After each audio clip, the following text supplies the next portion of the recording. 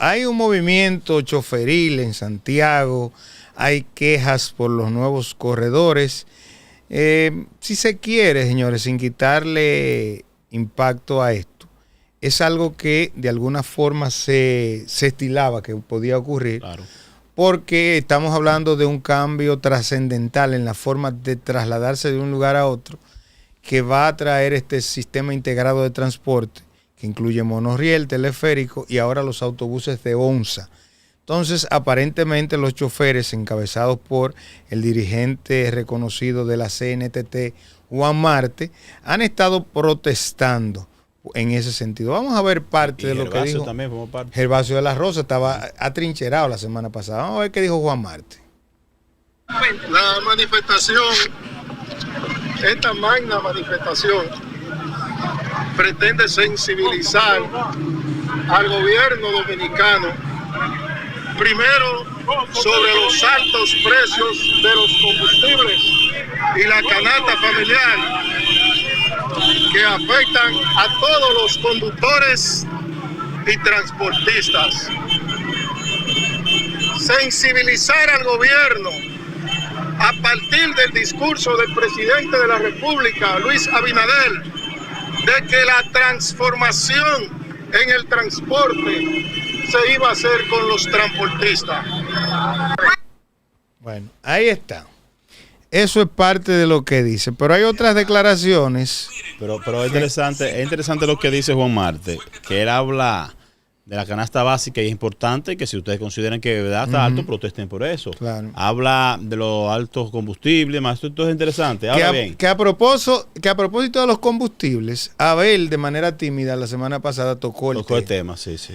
Y digo de manera tímida porque la clase política no quiere bajo ninguna circunstancia tocar el tema de los combustibles. Hay un dato ahí. Si aquí hubiese una determinación del liderazgo político de enfrentar ese tema, la situación fuera otra con los combustibles. Pero como hay conveniencia dentro de esa sobrevaluación que de manera clara y rampante se lleva en la República Dominicana, nadie se mete con el tema. Por eso digo que es tímido, porque el PLD ha hecho ¿cuántas ruedas de prensa para denunciar que asuman de manera unificada ese tema? Abel asumió eso, como tú dices, de manera tímida, mientras él transitaba por la autopista Duarte. Y hablaba de eso, del aumento, y que ya no nos vemos en la espera de los fines de semana, los viernes específicamente, de que si va a bajar el combustible. No, ya eso se ha olvidado.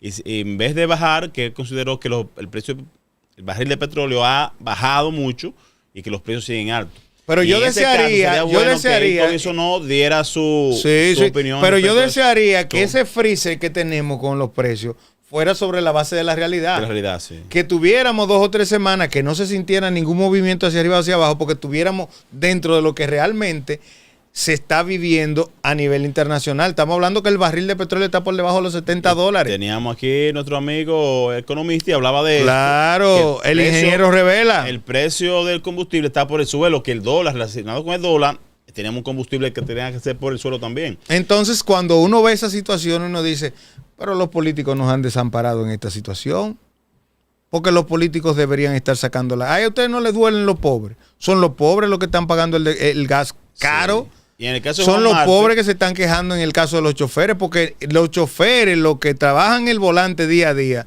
no tienen dinero ninguno. Tienen dinero lo que les rentan los vehículos y lo que les rentan la franja. Pero en ese caso, Juan Marte, que se está reclamando respecto al gasto, al costo de los combustibles y los lubricantes y demás, neumáticos. Pero ellos también reciben una gran cantidad de subsidio, que también ustedes se quejan por un lado. Y otros beneficios que no se salen. Claro, aunque están exigiendo que cuál es el destino, cuál ha sido el destino de 8 mil millones de pesos en subsidio, que no saben dónde están.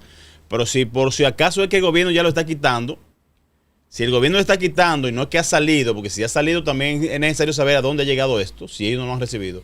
Pero que el gobierno debe ir desmontando eso ya, gracias a este sistema de transporte integrado que viene en camino, porque debe ser así. Debemos ir tumbando el pulso de ese sector empresarial de transporte, que son quienes nos provocan a nosotros en un sentido el caos sin necesidad. O sea, es cierto, hay ocasiones que se encuentran de frente con la alza de los precios de algunas cuantas cosas, pero no es que cada momento usted tiene que subir el precio y castigar entonces a la clase más pobre, que hay que coger el concho. Cada momento, cualquier situacióncita, $1, usted lo aumentan 10 pesos por persona. Entonces tenemos que organizarnos en ese sentido. Es de parte y parte donde tiene que venir el asunto. Claro. Ahora, yo entiendo que el gobierno tiene que dar el primer paso y evitar que eso se le salga de la mano, porque eso puede ser pólvora desde Santiago y extenderse al país. Y con razón, repito, porque lo que estamos viendo a nivel internacional no se refleja en lo absoluto en lo que se está viviendo con el precio de los combustibles en la República Dominicana, donde un galón de gasolina premium alcanza prácticamente los 300 pesos. ¿Y cómo carajo sustenta usted la vida con el mismo salario de 10 años atrás? Y no le quitemos que en su momento de pandemia, es cierto, y el aumento de la guerra de Ucrania y demás, que aumentaron todo y el gobierno tuvo que subsidiar durante un buen tiempo. Durante un buen tiempo en ese subsidio. Ahora, si es que están tratando de recuperar ese subsidio de aquel entonces, de aquellos años, ahora con un precio de barril por el suelo y el precio del combustible siguiendo estático, esa es otra cosa también. Y es importante que por lo menos lo expresen. En el caso de nuestro amigo Hito Bisonó y su vocero del Industria y Comercio, bueno, que hagan comentarios respecto a esto y que nos digan a nosotros si es que están pautados a un tiempo específico a mantener los precios de los combustibles de esa manera, para nosotros entonces está claro en ese sentido. Porque si ustedes lo hacen así de manera transparente, bueno, pues entendemos. Nos acaban de decir que van a tener los combustibles en ese stop sin bajarlo, porque necesitamos recuperar la inversión que anteriormente lo hemos hecho con subsidio. Muy bien, pero tiene que tener un momento ya que baje. Tenemos que ver los precios cómodos. En ese sentido, tenemos que buscar la forma que la República Dominicana, en cuanto a los usuarios de este combustible, bueno, pues que vean en su bolsillo que no sea el efecto como tan directo. Y en el asunto de las rutas alimentadoras, no sé qué ha pasado ahí, porque ciertamente, como dicen los choferes, a ellos se les prometió que iban a ser parte de esas rutas alimentadoras del metro y del teleférico.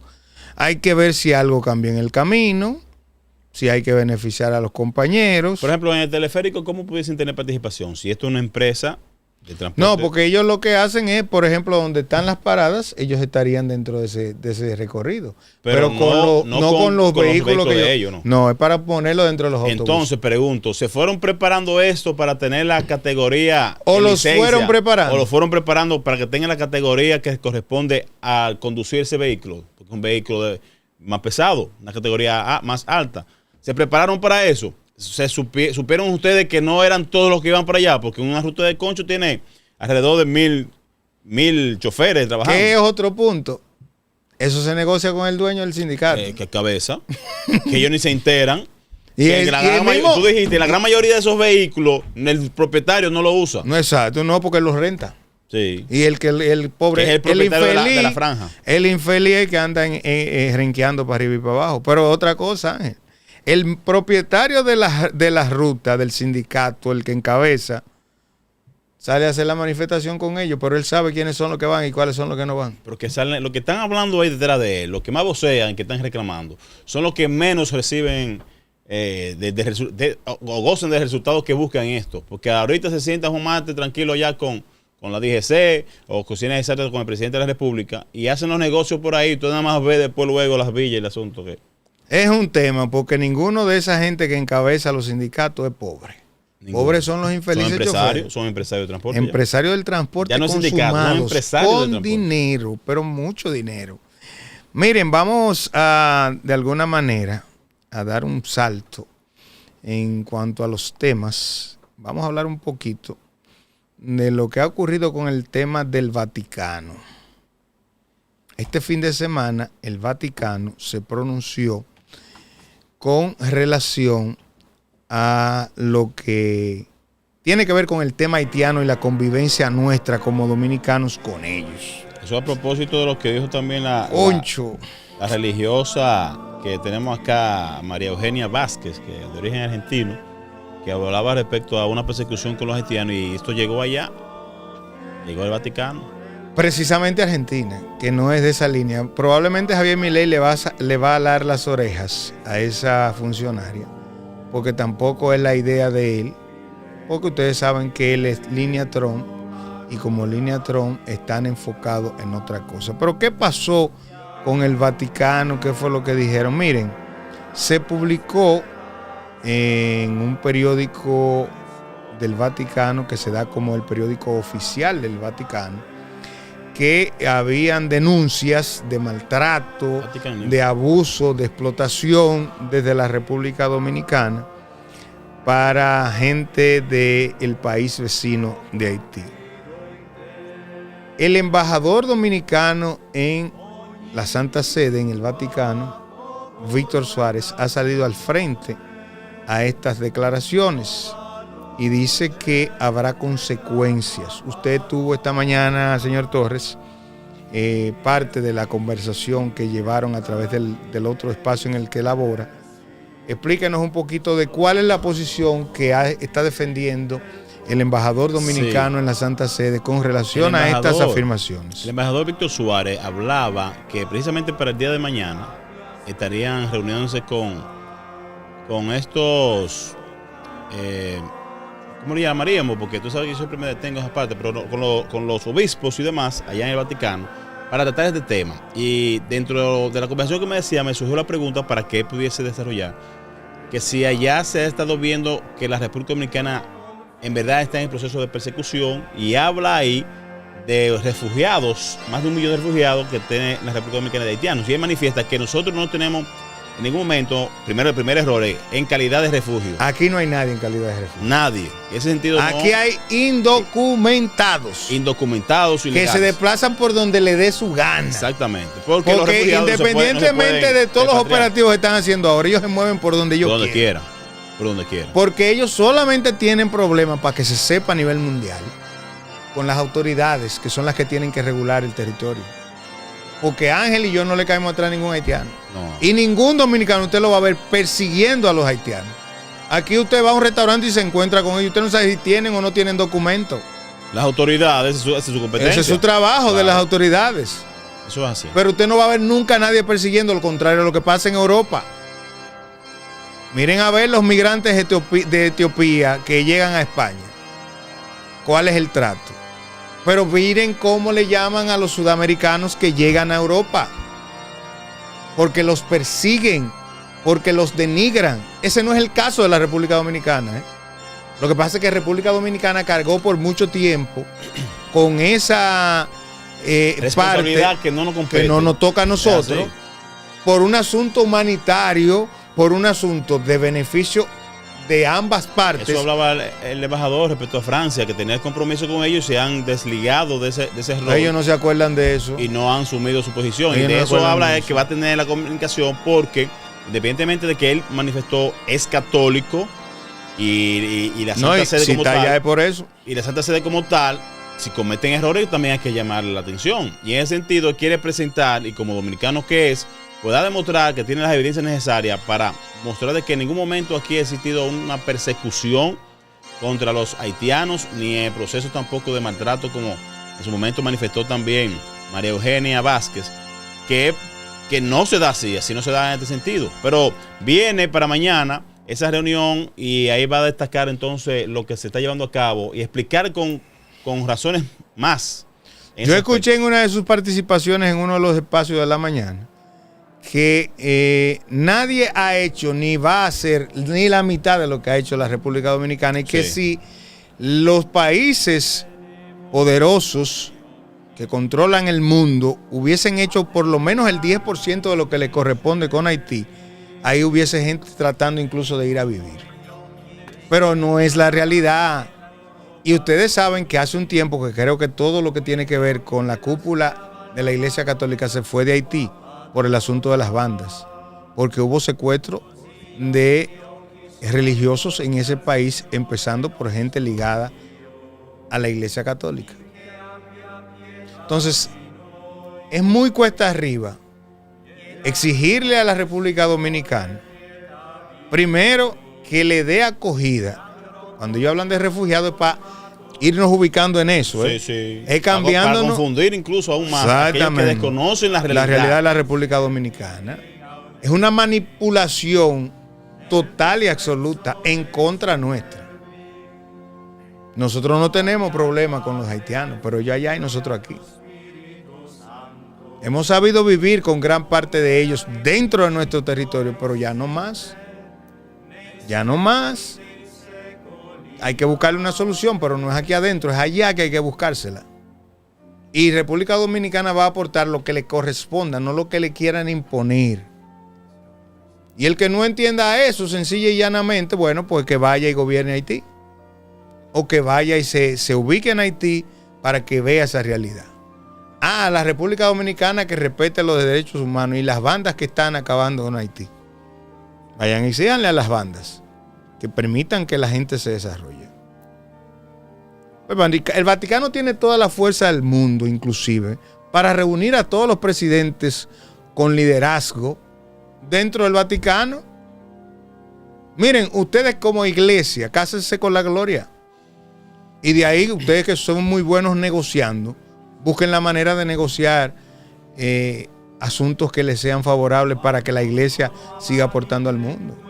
Reúnan a los líderes ustedes y creen las oportunidades para que se la lleven a Haití. Nosotros de aquí vamos a hacer todo lo necesario, pero desde aquí, para que se cumpla lo que ustedes acuerden con los líderes internacionales. Sirvan de mediadores en esa solución posible que necesita Haití. Pero me llama mucho a mí que en esta parte, el Papa anterior, Francisco, abocaba siempre a la paz y a la unidad y a la tranquilidad. Y le preguntaba yo precisamente al embajador Víctor Suárez que si... Son líneas diferentes. Que si anteriormente se tocó este tema de Haití basándose en la situación que está con la República Dominicana, ya que nos acusan a nosotros de xenófagos, de explotación, de racismo. Y él manifestaba que no, y que este Papa que entra ahora mismo lleva el alineamiento de la paz y lo demás. Sin embargo, yo digo, ¿cómo llega esto entonces a que un periódico suyo se exprese sin tener en su totalidad la realidad de la vida? Si llevamos al caso de esta, en este caso de esta religiosa que informa, Vázquez, que informa de la situación que llevamos nosotros en la República Dominicana, y como tú dices que no, y hemos dicho no hay ningún refugio aquí, que recuerdo que en el caso de Balaguer, en un momento querían hacer instalaciones de refugio y él no permitió eso nunca, y nunca se permitirá. Nunca se permitirá porque no estamos en son de refugiar ningún haitiano acá en nuestra tierra. Es que no podemos. No se puede. No. ¿Tú sabes lo que significa refugiado? Es que tú le vas a suplir todo lo que yo necesito. Pero ellos dicen que hay 8 millones de haitianos en refugio aquí. ¿Pero de dónde? Hay 8 millones de invasores. De invasores.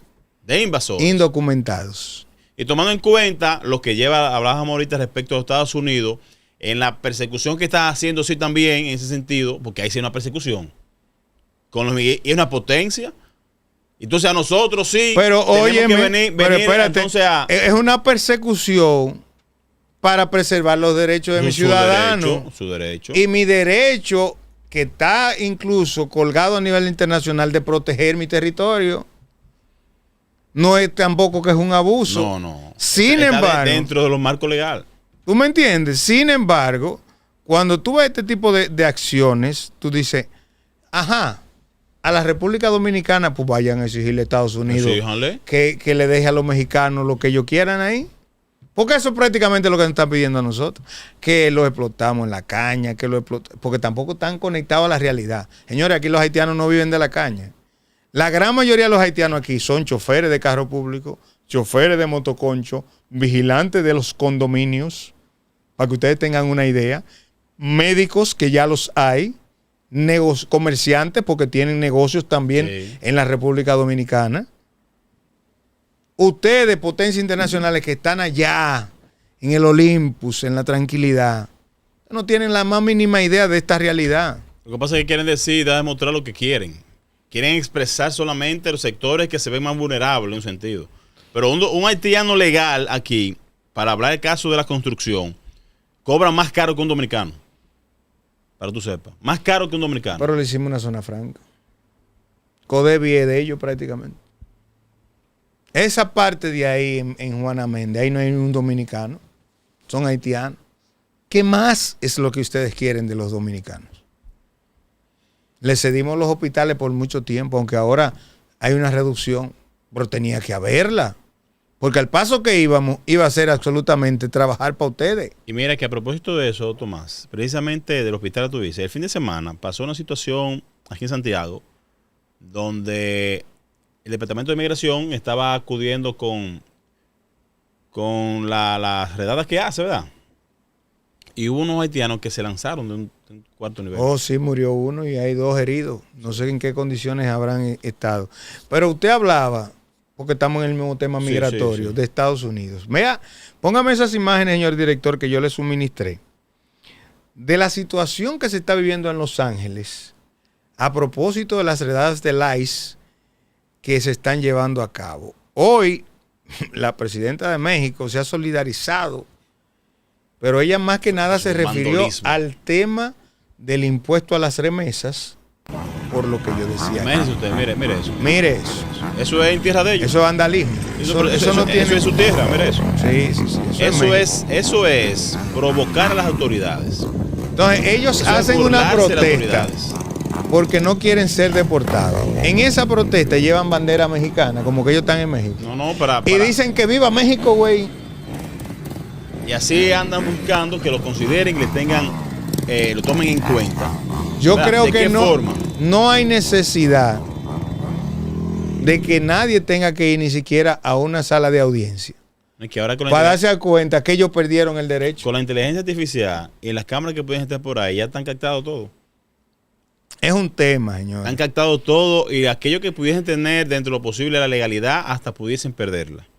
Para que sepan. Yo no Pero estoy si de acuerdo usted con no que puede- maltraten a nadie. Ahora usted no puede hacer desorden a la casa. Usted no ajena. puede considerar buscar que lo tomen en cuenta usted actuando en contra de las mismas leyes que tienen. Y es una situación de vandolismo y de terrorismo, porque ya los Estados Unidos no relajan con esas cosas. Así es. Allá se toma muy en cuenta ese asunto.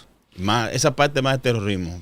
Miren, en Colombia ocurrió algo inédito este fin de semana. Inédito para nosotros, pero para Colombia no, porque sería como una regresión, puesto que ya Colombia ha vivido situaciones particulares y fue el atentado a uno de los candidatos a la presidencia, precandidatos. Particulares y dentro de la misma familia. Ya lo sabe, precandidato a la presidencia en Colombia y senador actual.